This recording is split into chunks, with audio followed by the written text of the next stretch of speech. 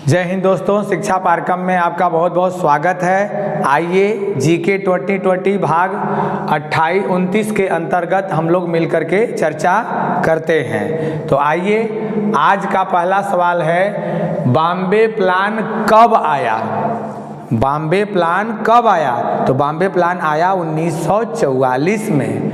इसे कौन बनाया था? तो भारत के 8 उद्योगपतियों ने मिलकर के बनाया था। बॉम्बे प्लान आया 1944 में और इसे भारत के 8 उद्योगपतियों ने मिल करके बनाया था। ठीक है, आगे, मध्य रात्रि के सूर्य का देश। तो मध्य रात्रि के सूर्य का देश कहा जाता है नॉर्वे को। मध्य रात्रि के सूर्य का देश नॉर्वे को कहा जाता है। ठीक है, आगे, ओरोलॉजी क्या है? तो पर्वतों के अध्ययन को ओरोलॉजी कहते हैं। पर्वतों के अध्ययन को ओरोलॉजी कहते हैं। ओरोलॉजी पर्वतों का अध्ययन, ओके। न्यूरोलॉजी तंत्रिका तंत्र का अध्ययन, कार्डियोलॉजी हृदय का अध्ययन, ऑस्टियोलॉजी हड्डियों का अध्ययन। ऑस्टियोलॉजी क्या है? हड्डियों का अध्ययन। एनाटॉमी शरीर के आंतरिक संरचना का अध्ययन होता है। तो ये सब भी आप याद रखिए। आगे, एवरेस्ट शिखर को तिब्बत में क्या कहते हैं? एवरेस्ट शिखर को तिब्बत में क्या कहते हैं? तो चोकोलंगमा। याद रखिए, चोकोलंगमा। एवरेस्ट शिखर को, हिमालय की सबसे ऊंची चोटी कौन है? एवरेस्ट। कहाँ है? नेपाल में है।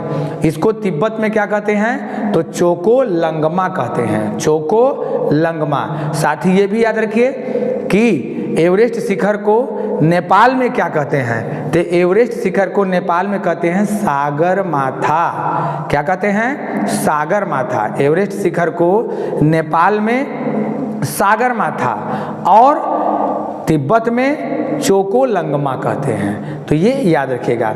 हिमालय को कितने भागों में बांटा गया है? तो ऊंचाई के आधार पर 3 भागों में, महान हिमालय, मध्य हिमालय और शिवालिक श्रेणी। शिवालिक श्रेणी का अधिकांश हिस्सा कहाँ पड़ता है? भारत में पड़ता है। ठीक है, तो ये भी याद रखिए।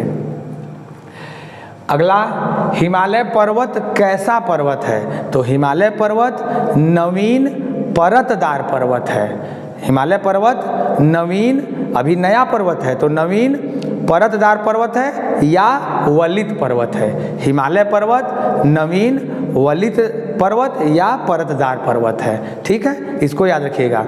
अगर पूछे अरावली श्रेणी, अरावली पर्वत कैसा है? तो अवशिष्ट पर्वत है। अरावली पर्वत कैसा है? अवशिष्ट पर्वत है।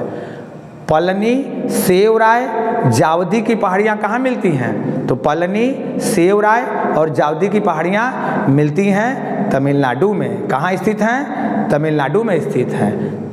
क्लियर? अब आगे बढ़ते हैं। अंतर्राष्ट्रीय पर्वत दिवस कब मनाया जाता है? तो अंतर्राष्ट्रीय पर्वत दिवस 11 दिसंबर को मनाया जाता है। कब मनाया जाता है? 11 दिसंबर को मनाया जाता है। ठीक है, अब अगला सवाल देखते हैं। सलमा बांध है। सलमा बांध कहाँ है? तो सलमा बांध अफगानिस्तान में है। सलमा बांध कहाँ है? अफगानिस्तान में है और यह भारत के सहयोग से बनाया गया है। तो सलमा बांध अफगानिस्तान में है, भारत के सहयोग से बनाया गया है। ये भारत और अफगानिस्तान की संयुक्त परियोजना है सलमा बांध। ओके। चुख्खा ताला परियोजना कहाँ है? तो चुख्खा ताला परियोजना भारत और भूटान के सहयोग से भूटान में निर्मित है। चुख्खा ताला परियोजना भारत और भूटान के सहयोग से, यानी भारत के सहयोग से कहाँ बन रहा है? तो ये भूटान में स्थित है। ओके। शिव की सबसे ऊंची प्रतिमा कहाँ है? तो शिव की सबसे ऊंची प्रतिमा राजस्थान के नाथद्वारा में है। शिव की सबसे ऊंची प्रतिमा कहाँ बन रही है? तो राजस्थान के नाथद्वारा में। ओके।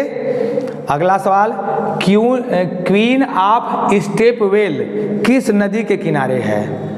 क्वीन ऑफ स्टेपवेल किस नदी के किनारे, किस नदी के तट पर है? तो ये पहले याद रखिए, इसे हिंदी में कहते हैं रानी का बाव। रानी का बाव कहते हैं। ओके। और यह यूनेस्को की विश्व धरोहर सूची में भी शामिल है।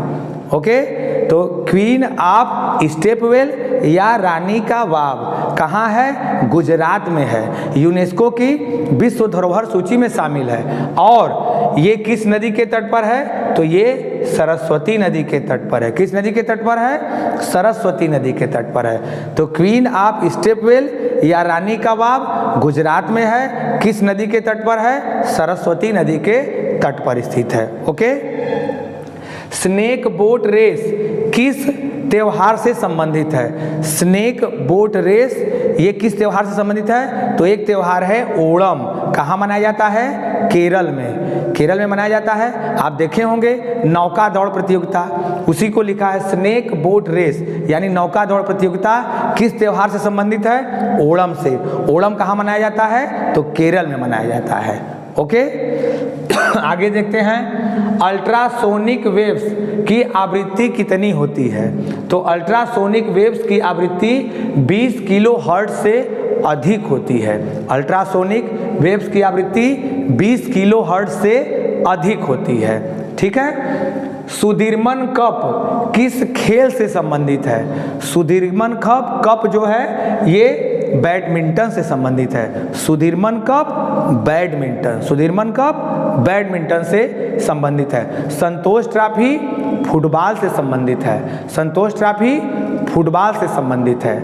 ओके, आगा खां कप ये हॉकी से संबंधित है। आगा खां कप हॉकी से संबंधित है। जीसस क्राइस्ट का जन्मोत्सव कब मनाया जाता है? तो क्रिसमस डे। जीसस क्राइस्ट का जन्मोत्सव कब है? क्रिसमस डे के रूप में मनाते हैं। क्रिसमस डे कब मनाते हैं? तो 25 दिसंबर को मनाते हैं। जीसस क्राइस्ट यानी भगवान यीशु का जन्म दिन कब मनाते हैं? 25 दिसंबर। और 25 दिसंबर को किस रूप में मनाते हैं? तो क्रिसमस दिवस के रूप में मनाते हैं। क्रिसमस त्यौहार, ईसाई धर्म का क्रिसमस त्यौहार 25 दिसंबर को मनाया जाता है। और यह किस उपलक्ष्य में? तो जीसस क्राइस्ट का जन्मोत्सव है।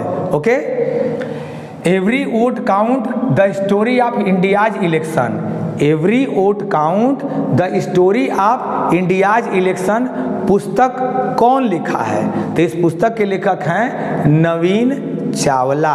फिर से एक बार रिवीजन करिए। Every vote count the story of India's election, ये पुस्तक किसने लिखी है? तो नवीन चावला ने लिखी है। ओके, असम की चाय जनजातियों द्वारा किया जाने वाला नृत्य कौन सा है? असम में जो चाय बागानों में जनजातियां रहती हैं उनके द्वारा किया जाने वाला नृत्य कौन सा है? तो झूमुर। कौन सा? झूमुर नृत्य। आप एक बार फिर बोलिए, झूमुर नृत्य किसके द्वारा किया जाता है? तो असम में चाय बागानों में काम करने वाली जनजातियों द्वारा किया जाता है। ठीक है। आगे, भारतीय थल सेना दिवस कब मनाया जाता है? तो भारतीय थल सेना दिवस 15 जनवरी को मनाया जाता है। भारतीय थल सेना दिवस कब मनाया जाता है? 15 जनवरी को मनाया जाता है। रॉबर्ट क्लाइव भारत में कब आया? तो रॉबर्ट क्लाइव भारत में आया था 1743 में। रॉबर्ट क्लाइव भारत में कब आया? तो 1743 में। इसे स्वर्ग से उतरा हुआ गवर्नर कहते हैं। इसे अगर पूछे आपसे कि स्वर्ग से आया गवर्नर किसे कहते हैं, किसे मिली उपाधि, तो लॉर्ड क्लाइव को। और 1743 में यह भारत आया था। ओके, भारत में प्रथम नदी जोड़ो परियोजना कौन सी है? तो भारत में प्रथम नदी जोड़ो परियोजना है केन बेतवा परियोजना। केन बेतवा परियोजना ये भारत की प्रथम नदी जोड़ो परियोजना है। ठीक है। जंतर क्या है? तो जंतर एक तंतु वाद्य यंत्र है, बाजा है। जंतर क्या है? बाजा है। किस प्रकार का बाजा है? तंतु वाद्य यंत्र है, तार से बजता है, तार से आवाज आती है। ठीक है, तो जंतर है तंतु वाद्य यंत्र। अगला, समष्टि अर्थशास्त्र के जनक कौन है? समष्टि अर्थशास्त्र के जनक हैं जॉन मेनार्ड कीन्स। समष्टि अर्थशास्त्र के जनक हैं John Maynard Keynes. Okay, John Maynard Keynes समष्टि अर्थशास्त्र के जनक हैं। तो मित्रों ये 20 प्रश्नों पर हम लोगों ने चर्चा किया। मैं उम्मीद करता हूं कि आपको 20 प्रश्न याद हो गए होंगे। आप इसका स्क्रीनशॉट ले लीजिए। वीडियो मित्रों आपसे ये गुजारिश है कि आप इस वीडियो को अधिक से अधिक शेयर करिए, लाइक करिए और सब्सक्राइब करिए। वीडियो देखने के लिए आपका बहुत बहुत धन्यवाद।